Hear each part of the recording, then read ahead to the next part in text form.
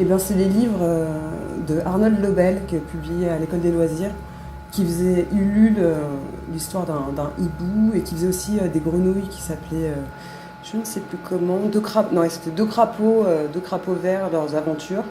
Et, euh, et donc, ouais, j'adorais dans ces histoires, en fait, l'idée que les dessins étaient ronds, et j'avais vraiment l'impression de pouvoir rentrer dedans et de pouvoir me déplacer, gambader derrière l'image, enfin derrière ce qui était montré.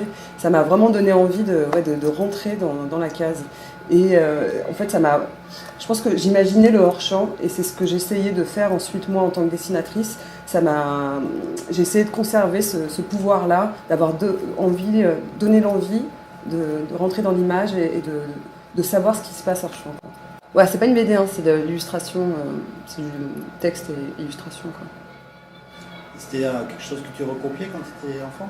Non, pas vraiment, non. Non, moi je recopiais des femmes, où j'avais un dessin monomaniaque de silhouettes de femmes dont je changeais les vêtements et les coiffures. Donc c'était très peu imaginatif. Je pensais vraiment pas que j'allais faire carrière, hein.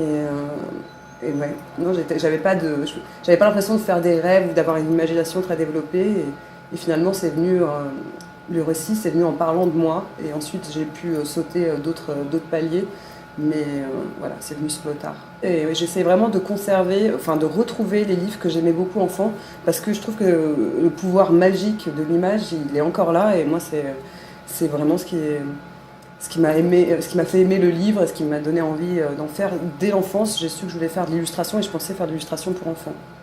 Et il m'est arrivé un truc drôle, il y a 2-3 ans, j'ai ma bibliothèque en entier qui s'est écroulée. Les étagères étaient mal accrochées et pendant la nuit, ça m'a réveillée à 3h du mat. Et donc, ça a fait une espèce de montagne de livres jusqu'à mon lit, parce que j'habitais dans un studio.